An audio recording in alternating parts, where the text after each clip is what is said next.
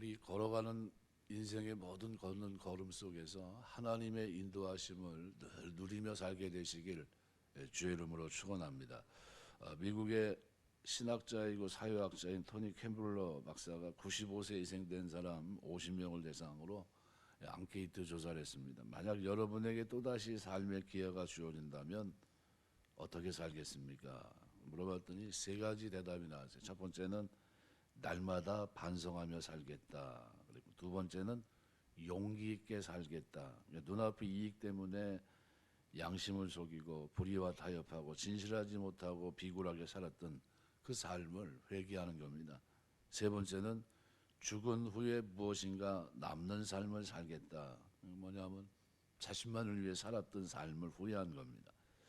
본문에는 이스라엘 백성들이 점령한 지역, 죽인 왕들의 이름이 기록이 되어 있습니다. 그래서 11장 23절 보면 이와 같이 여호수아가 여호와께서 모세에게 말씀하신 대로 그 온 땅을 점령하여 이스라엘 지파의 구분에 따라 기업으로 주매 그 땅에 전쟁이 그쳤더라.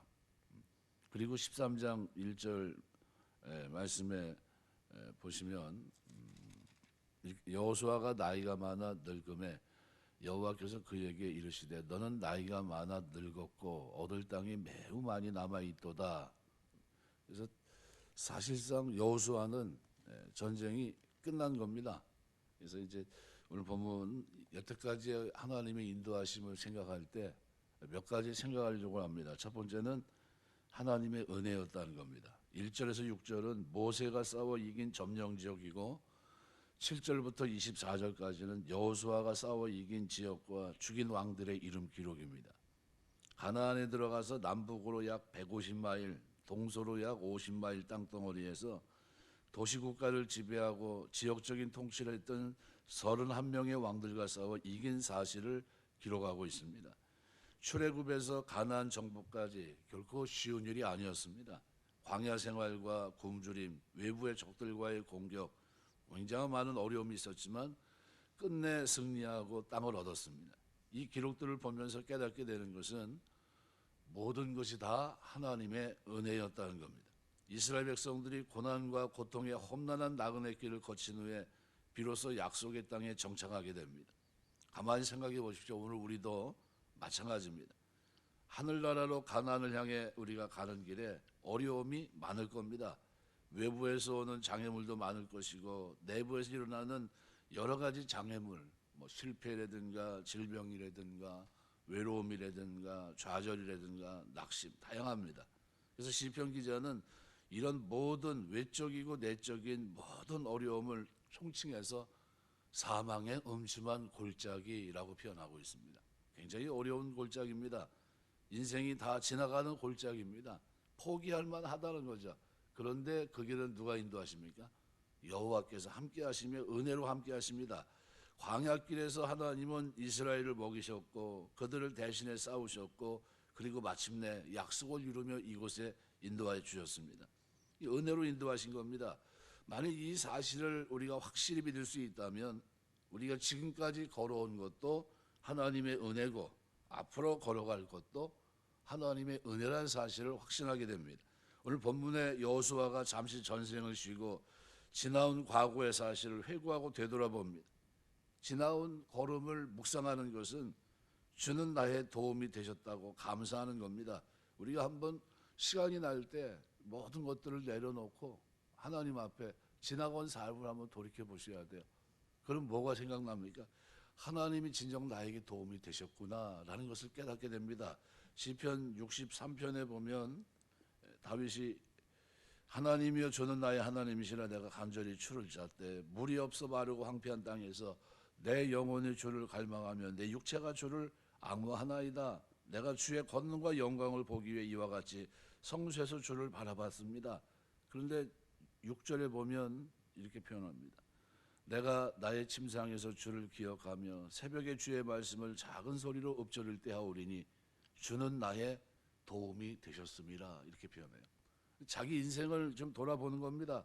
그렇게 하나님을 갈망하고 찾았고 그리고 그 하나님 앞에 주의 인자가 생명보다 나음으로 내 입술이 주를 찬양합니다 고백을 했었거든요.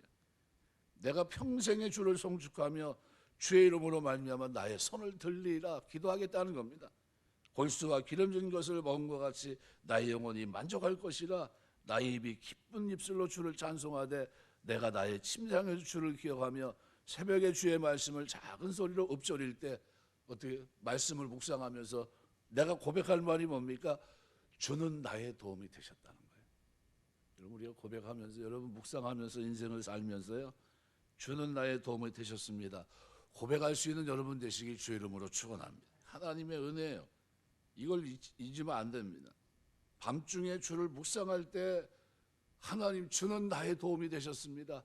이 사망의 음침한 골짜기를 지나가면서 주는 그 많은 어려움이 있었는데 여기까지 온 것은 뭡니까?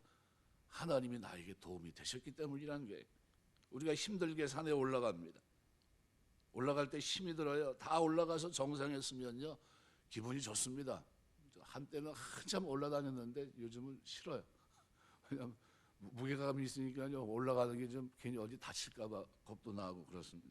근데 산에 올라가서 정상에 딱 서면요 마음속 깊이 뭐예요? 감탄하고 고백을 합니다. 야, 멋있다. 이게 참 장관이다. 근데 이런 고백을 다른 말로 표현하면 뭐라고 표현할 수 있습니까? 이게 묵상입니다. 하나님의 은혜 속에 인도하셨던 자기의 삶을 조망하면서 말씀 앞에 순종하고 걸어간 걸음을 묵상할 때 그때 어떻게 해요? 그때 우리 속에서 내 영혼이 주님을 향해서 주님 감사합니다. 주님 감사합니다. 주는 나의 도움이 되셨습니다. 주께서 지난 날을 돌아볼 때, 내 삶을 돌아볼 때 주님이 나를 도와주셨구나 생각하게 됩니다. 그럼 감사하게 돼요. 우리가 하나님의 은혜를 생각하면 모든 것이 아름답습니다. 모든 것이 아름다운 거예요. 야고보서 말씀해 보면 4장 13절서부터 들으라 너희 중에 말하기를 오늘이나 내일이나 우리가 어떤 도시에 가서 거기서 1년을 머물며 장사하며 이익을 보리라 하는 자들아, 내일 너희가 알지 못하는도다. 너희 생명이 무엇이냐? 너희는 잠깐 보이다 없어지는 안개니라. 너희가 도리어 말하기를 주의 뜻이면 우리가 살기도 하고 이것이나 저것을 하리라 할 것이거늘 이제도 너희가 허탄한 자랑을 하니 그러한 자랑은 다 악한 것이다. 이렇게 표현하고 있어요. 무슨 얘기입니까? 야고보 사도가 하고자 하는 말이 뭐냐 하면 너희 인생은 나그네라는 거예요. 미래를 모른다는 겁니다. 그러니까 허탄한 거 자랑하지 말고 하나님의 은혜에 의지하며 살아가라, 그런 얘기입니다. 살아가면서 하나님의 은혜 자랑하시길 주의 이름으로 축원합니다. 하나님 은혜를 자랑하고 사는 것, 그 고백 속에는 무슨 고백이 있습니까? 주는 나의 도움이 되셨습니다 라는 고백이에요. 우리 인생을 돌아보면서 이런 은혜, 그죠? 이런 묵상의 은혜가 있게 되시길 주의 이름으로 축원합니다. 두 번째로 오늘 본문 1절 보시면 이스라엘 자손이 요단 저편 해돋는 쪽 곧 아르논 골짜기에서 헤르몬 산까지 동쪽 온 아라바를 차지하고 그 땅에서 쳐 죽인 왕들은 이러하니라. 요단 동편의 땅, 이 땅은 모세가 루벤, 갓, 므낫세 세 지파에게 준 땅입니다. 이 성경에서 장소를 구체적으로 기록하고 우리에게 전해주는 이유는 이것이 우연히 얻어진 것이 아니라 하나님의 약속의 근거에서 쟁취된 땅이란 겁니다. 하나님이 아브라함에게 말씀합니다. 창세기 13장 14절 15절 보면 너는 눈을 들어 너희 있는 곳에서 동서남북을 바라보라. 보이는 땅을 내가 너와 내 자손에게 주리니 영원히 이르리라. 그때 이 말을 받았던 아브라함에게는 자식도 없었고 땅 한 평 없는 노인이었습니다. 그런데 그 노인에게 하나님은 약속하신 겁니다. 근데 이 약속이 692년이 지나고 나서야 현실화됩니다. 고린도서 1장 20절 보면 하나님의 약속은 얼마든지 그리스도 안에서 이해가 되니 그런즉 그로 말미암아 우리가 아멘하여 하나님께 영광을 돌리게 되느니라. 성경의 모든 약속은 아멘하고 믿으면 하나님께서 영광 받으시고 때가 되면 이루신다는 겁니다.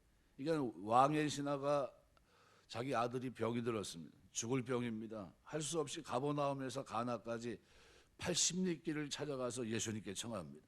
내 아들을 좀 고쳐주십시오. 같이 가서 기도해 주십시오. 이렇게 얘기합니다. 그때 주님이 이렇게 말해요. 내 아들이 살았다. 왕의 신하는 이 말을 믿고 집으로 갑니다. 돌아가는 길에 하인을 만났습니다.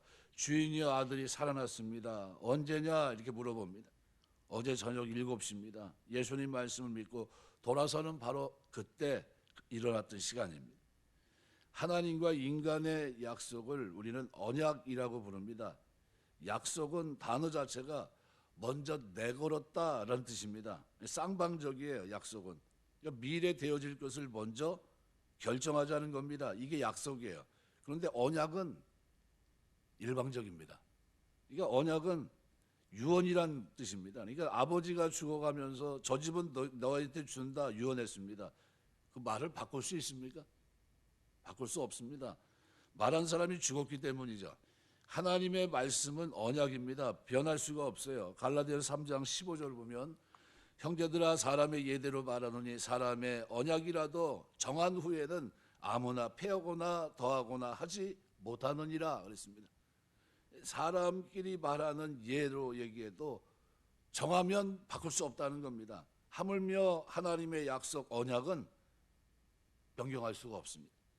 하나님이 아브라함에게 말씀합니다. 가나안 땅을 주겠다. 아브라함이 원해서가 아니에요. 일방적인 겁니다. 여호수아야 두려워 말라 내 손에 붙였다. 다 뭡니까? 일방적입니다. 하나님의 사람들은 이 약속을 어떻게 믿음으로 받아들였습니다.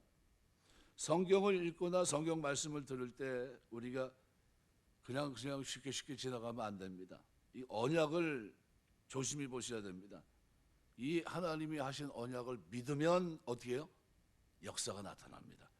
아브라함에게 자식을 주마 그랬는데 못 기다리고 이스마엘을 낳았어요. 그리고 다시 오셔서 어떻게 해요? 마침내 약속을 이루십니다. 자식을 기어이 주세요. 이게 뭐예요? 우리 인간은 약속을 지킬 만한 힘이 없지만 하나님 말씀하신 그 언약은 반드시 지킵니다. 그래서 430년 후에 하나님이 아브라함과 맺은 언약을 기억하사 그 백성을 건져내신 겁니다. 모세를 들어서. 주님은 언제나 약속 언약을 믿으면 그죠? 뭘 봅니까? 하나님의 축복을 경험하게 되는 겁니다. 우리 살아가면서 하나님의 약속인 언약을 받아들이고 믿음으로 아멘하시길 주의 이름으로 축원합니다. 하나님이 그 약속을 이루시는.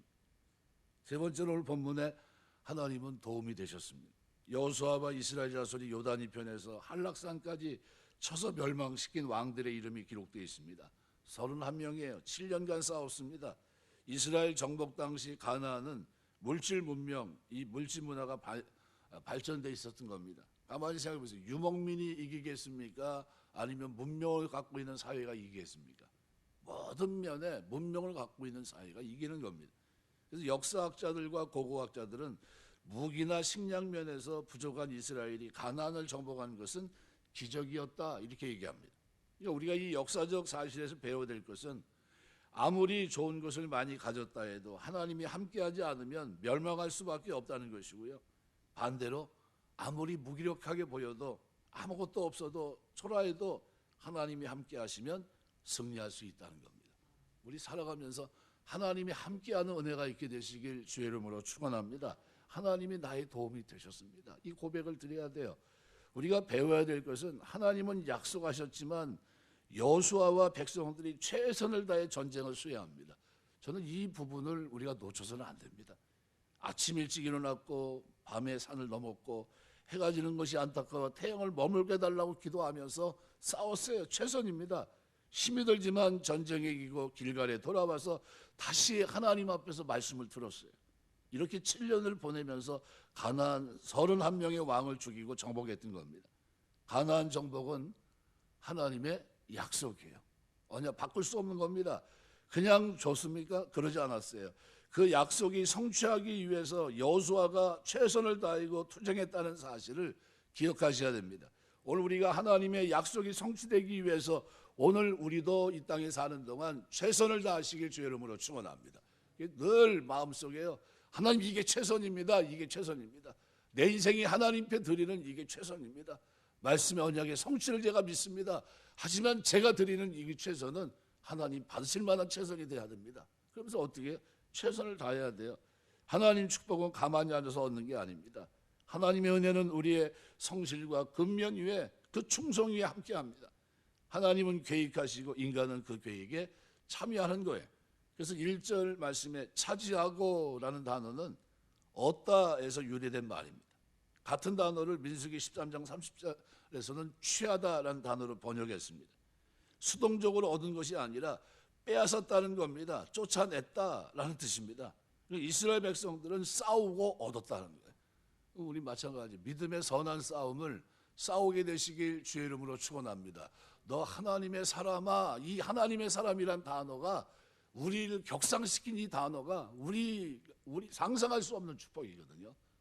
구약의 선지자들도 대표적인 사람들에게만 썼던 단어예요. 그 신약 그리스도 안에서 바울이 디모데에게 그리고 오늘 성도들에게 그 명칭을 준 겁니다. 뭐 하라고 준 겁니까? 싸우라고 준 거예요. 싸우라고. 그러니까 동시에 의지하는 신앙, 결단하는 신앙을 가지고 적극적이고 최선을 다하는 노력이 우리에게 있어야 됩니다. 우리 신앙생활은 그래서 행함이 없는 믿음은 죽은 겁니다. 야고보서 2장 14절 내 형제들아 만일 사람이 믿음이 있노라 하고 행함이 없으면 무슨 유익이 있으리요? 그 믿음이 등이 자기를 구원하겠느냐 그랬습니다. 하나님의 언약을 믿는 믿음이 있다면 어떻게 해야 됩니까? 움직여야 돼요. 약속 하나님이 내가 다시 올 거야, 내가 재림할 거야, 그죠? 그때 그것을 믿는다면 어떻게 해야 됩니까? 경건함과 거룩함을 가지고 주의 나라가 임하기를 간절히 바라보고 사모하는 삶을, 최선의 삶을 살아내는 겁니다. 그게 그 약속을, 그 언약이 이루어질 것을 믿기 때문이죠. 그게 똑같은 겁니다. 그래서 하나님의 약속, 내가 살았으니 너희도 살리라, 그죠? 부활에 대한 약속입니다. 주님은 우리에게 부활의 약속을 주셨고 처소에 대한 약속도 주셨습니다. 내가 가서 너희 처소를 예비하면 다시 와 너희도 나 있는 곳에 있게 하리라. 주님의 모든 말씀은 다 일방적인 언약입니다. 참으로 내가 너를 도와주리라. 두려워하지 마라. 염려하지 말아라. 주도적으로 하신 약속입니다. 그런데 하나님은 그 약속을 지키십니다. 아브라함이 하나님 약속을 못 기다리고 이스마엘을 낳았는데 하나님은 끝내 그 약속을 어떻게 해요? 지키십니다. 하나님의 약속을 깊이 생각해 하셔야 됩니다. 우리는 연약해서 약속을 지키지 못하지만 하나님은 지키시고 오늘 우리로 하여금 지키도록 주도적으로 섭리하고 계신 겁니다. 나의 계획하신 하나님께서 계획한 나의 미래, 하나님의 도움 속에 나의 미래가 있습니다. 말씀을 맺겠습니다. 하버드 대학 조류 연구팀이 대서양 건너편에 영국 북부 섬에 가서 그 섬에 서식하는 맨스라는 새들을 잡아다가 비행기에 실어 보스턴으로 데리고 옵니다. 그러니까 새들이 살 수 있도록 서식처를 마련해주고 새들의 지상낙원을 만들어주고 새를 풀어놨습니다. 다음날 와보니까 한 마리도 남김없이 다 사라진 겁니다. 깜짝 놀라서 보스턴을 뒤지고 미국 전역에 이 새들이 있는지 맨스라는 새를 찾아본 겁니다. 그런데 미국에는 한 마리도 남아있지 않아요. 알고 봤더니 자신들의 고향인 영국 북부에 있는 섬으로 다 날아갔습니다. 키로수로 4,600km예요. 그 조그만 새가 대서양을 횡단하며 갔던 겁니다. 얼마나 힘들었을까? 최선을 다해서 자기 고향으로 돌아갔던 겁니다. 천국 가는 길 하나님의 도움으로 갑니다. 최선을 다하시길 주의 이름으로 축원합니다. 하나님 이게 최선입니다.